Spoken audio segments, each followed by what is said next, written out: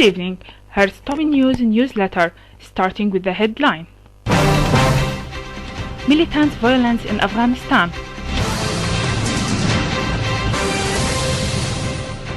Russia calls on UN humanitarian agency to coordinate with Syrian government.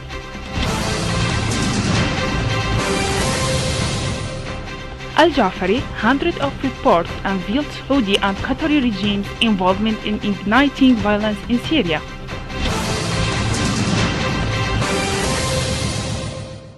Taliban-fueled violence continues to inflict heavy losses on US-led foreign soldiers and civilians in Afghanistan over a decade after the US-led invasion of the country.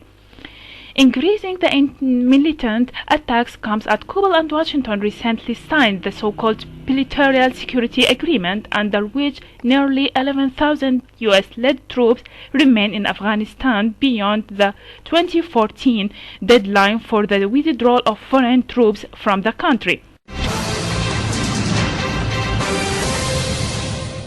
The Taliban militant group has vowed to escalate the attack on Afghan forces and US-led troops and diplomatic mission before the foreign forces exit the country at the end of this year. Ghani Hakmal meanwhile attributed the US-led forces' failure to stem the tide of Taliban violence to the US military operations like nighttime raids on Afghan homes that usually cause civilian death, adding that they have created a huge gap between local people and foreign troops on the ground. In Syrian file, the Russia's foreign minister called upon UN humanitarian organizations to continue cooperation with Syrian government and timely notify the letter of volume and the nature of the humanitarian consignment bound for Syria. The ministry added that Russia has supported the UNSC draft resolution number 2191 on the humanitarian situation in Syria, with a view to employ all the tools of disposal of the international community to alleviate the suffering of Syrian civilians. It noted that Russia from the very beginning has called for adopting a resolution which allows monitoring the loading of all humanitarian relief consignments of the United Nations Humanitarian Agency from neighboring countries, based on the need of cooperation between the Syrian government and international agencies. Moscow reckons on the United Nations humanitarian agency responsible for directing aid to the Syrian Arab Republic to continue to engage closely with Damascus. We also hope that such measures will contribute to the implementation of peaceful settlement effort by UN Special Envoy for Syria, Stefan de Mistura, Russian Foreign Minister said. The UNSC adopted to renew its decision on the issue of delivering of humanitarian aid for Syria. The permanent envoy to the UN, Bashar al-Jafari, said that the draft resolution submitted by the Qatari and Saudi regimes, which criticize the state of human rights in Syria, is an odd paradox and mockery, referring to the hundreds of reports and statements that revealed the range of the Saudi and Qatari regimes' involvement in igniting violence and bringing international terrorism into Syria. He referred to scores of Western reports that document the way through which Qatari institutions help terrorism, make money laundering, and providing job opportunities for main personalities connected to terrorism. While representatives of Qatari and Saudi regimes call in their draft resolution, especially in Article 24, for holding a democratic, pluralistic and civil state where women has active participation, the legitimate question would be where is the Saudi or Qatari implementation for those legitimate calls on their people who live under sheikdoms that have never heard for any parliament or constitution, Al-Jafari wondered.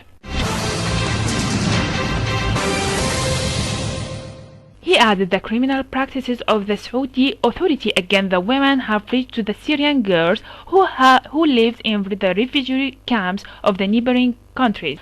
Al-Jafari affirmed for 3 years governments of the state that submitted the draft resolution have kept to their bias and denial of the existence of terrorism in Syria, rejecting any positive signal to Syria's efforts, and today they woke up lately not to acknowledge the danger of terrorism on Syria and the region, but to go out of the embarrassment corner those governments have put themselves in. He added that the Qatari and Saudi regimes have bought everything, including the UN Center on Counter-Terrorism.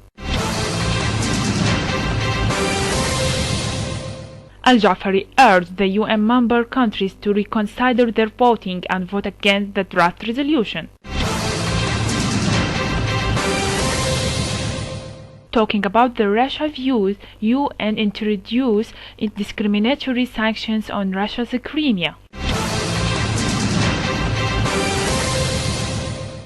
Having slapped Crimea and Sevastopol with the new investment restrictions, the EU stopped short of introducing a new sanction against Russian mainland, with political heavyweights including France and Germany cautiously hinting at possible policy reversal. The EU summit in Brussels have half a day earlier than planned, with European leaders opting against introducing a new set of sanctions on Moscow. While a number of delegations spoke in favor of new measures, the bloc political heavyweights urged caution. The EU's new foreign policy chief warned that imposing more sanctions on Russia may hurt the European economy even further.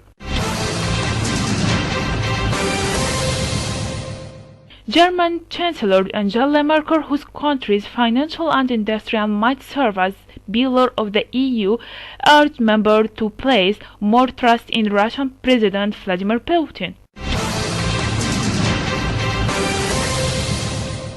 If the Russian president says he is committed to the territorial integrity of Ukraine, we have to trust his word and work on it, Merkel said after the EU summit in Brussels, referring to the recent telephone conversations with the leaders of Germany, France and Ukraine. That's all for today. Thanks for joining us. I'm Inas Ahmad. Good night.